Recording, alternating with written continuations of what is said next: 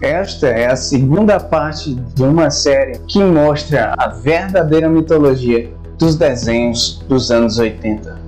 Provaremos de uma vez por todas que esses desenhos não eram bobos demais, nem muito infantilizados, como muitos falam por aí. Thundercats era um desenho baseado na mitologia do mundo antigo e tinha muito simbolismo, muito misticismo e muitas coisas que ligam com a religião egípcia. Hoje nós falaremos de um dos maiores vilões dos desenhos animados, Mun-Ra. Ele realmente existiu ou será que ele foi só inspirado em um deus da religião egípcia?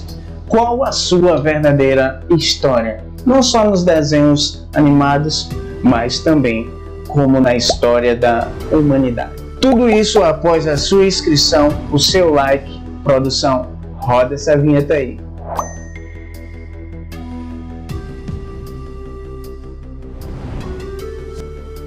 Meu nome é Marden e você está prestes a entrar em um mundo baseado na mitologia e religião egípcia. Os egípcios eram ressurrecionistas. Eles acreditavam que o seu corpo literalmente se levantaria e funcionaria novamente na próxima vida. Você tinha de ter um corpo completo, incluindo seus órgãos internos. Este é o mapa para ir ao próximo mundo.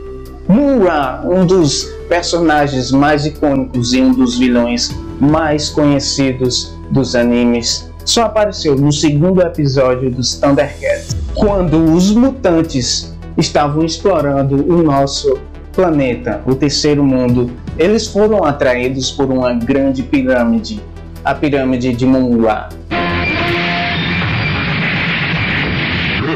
Os controles não obedecem! Estamos caindo! Então, o que provocou nossa queda? Sigam a bola luminosa! Muitos segredos escondem por trás desse ser, que mais parece uma múmia, e que provavelmente tenha sido um faraó quando era vivo.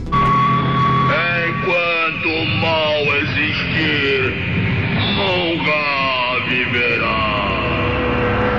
Nas histórias oficiais do anime, em uma de suas HQs da Wide Comics, que também é filial da DC Comics, Thundera Origins, Heróis e Vilões, descobrimos que Mun-Ra, ele não era um faraó, mas ele pretendia se tornar o faraó de todo o Egito.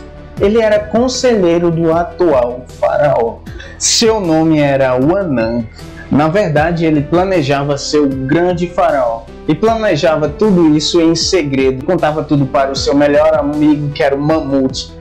Nesta época, ele era apenas chamado de Mata. Ele foi para as ruínas antigas invocar os grandes espíritos do mal, esses mesmos que aparecem nos desenhos dos Thundercats. Ele queria uma grande ajuda. Em troca, ele oferecia toda a sua lealdade e servidão durante a eternidade. Os grandes espíritos malignos aceitaram e transformaram Wanang em Mun-Ra.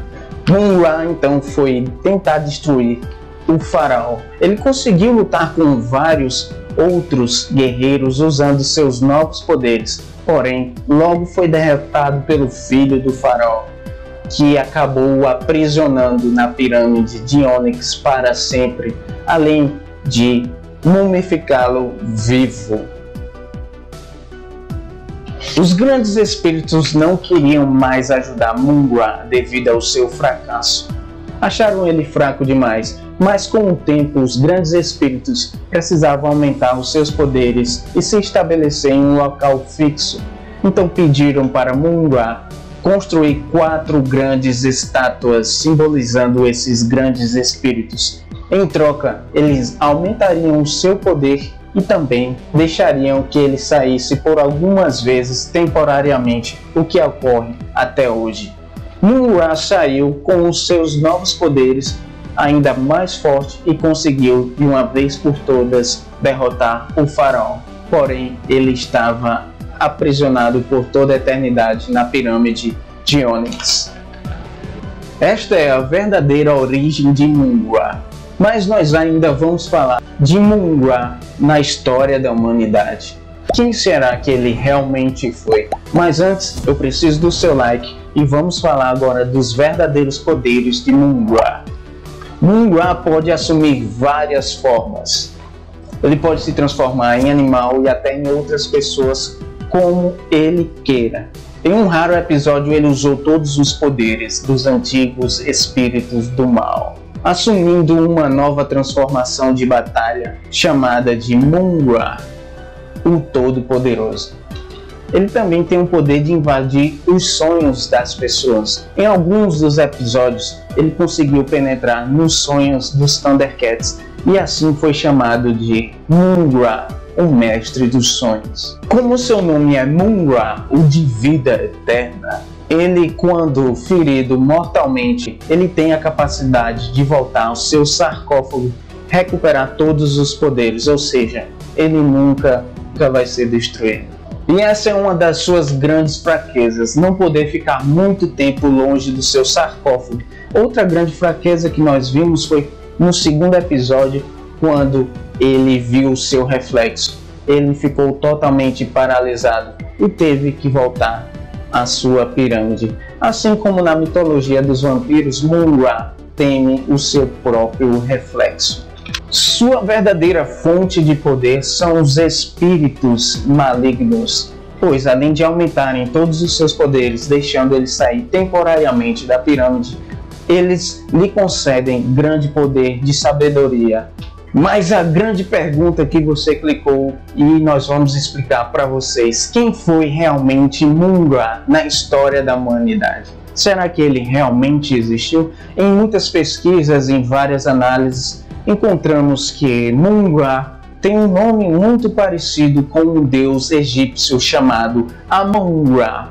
Amon-Ra, considerado na mitologia egípcia como o Senhor da Verdade e Pai dos deuses, Criador dos homens, Criador de todos os animais, Senhor das coisas e Criador do cajado da vida. Assim era descrito pelos egípcios. Amon-Ra, Deus supremo de sua religião e a representação do sol e da vida.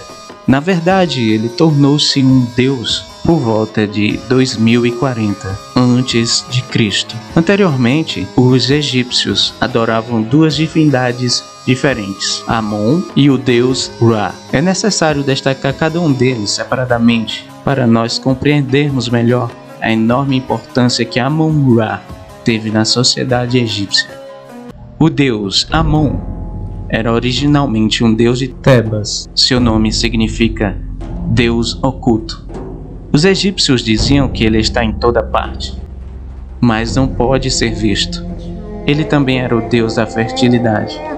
Tebas, onde vivia, era uma cidade relativamente importante no Egito Antigo, mas em 2040 ocorreu um fato de grande repercussão.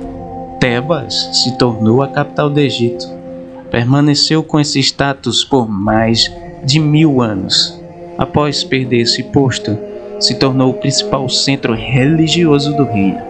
Dessa maneira, o deus tebano, Amon, tornou-se deus de todo o Egito. Os testemunhos escritos que temos sobre Amon são muito antigos, antes de ele se tornar o Deus Supremo do Egito. E portanto, antes de 2040, Amon não era nada. Era um deus pequeno, de pouca importância, e não há muitas inscrições com seu nome. Ele era apenas associado como o deus do ar, e por isso foi considerado o protetor dos navegadores. O deus Ra. Ao contrário de Amon, Ra sempre foi um deus de grande importância. Ele representou o sol e, portanto, era a origem da vida. Além disso, os primeiros faraós foram considerados encarnações de Ra. Ra é o sol e como o sol, nasce e morre todos os dias. Era também um símbolo da reencarnação. Foi descrito como um homem de cabeça de falcão. Nesta cabeça, ele carregava uma espécie de disco solar. Enquanto na capital do Egito estava em Mênfis, Ra era o deus supremo, mas em 2040 a.C. a capital foi transferida para Tebas e Ra conheceu o principal deus tebano Amon. Desta união, o deus Amon-Ra, que foi o deus mais importante no auge do Império Egípcio. O nome Mun-Ra certamente foi baseado neste deus egípcio, Amon-Ra. Vemos apenas uma pequena mudança no nome e vemos muitas semelhanças. Questões das pirâmides onde Mun-Ra fica soterrado são pirâmides egípcias. Seu sarcófago e sua mumificação na sua forma mais decadente também simboliza muito da religião egípcia, pois as pessoas eram mumificadas a fim de voltarem à vida. Então, galera, se vocês gostaram desse vídeo, compreenderam as nossas intenções, querem que a gente pare por aqui nos Thundercats ou já podemos começar com outros desenhos dos anos 80 ou dos anos 90 contando a mitologia? Tem muitas coisas que ainda podemos falar de Thundercats, mas eu preciso saber, já podemos passar para os próximos desenhos ou já está explicado que os Thundercats tinham uma grande mitologia? Até o próximo vídeo, eu conto com a sua ajuda.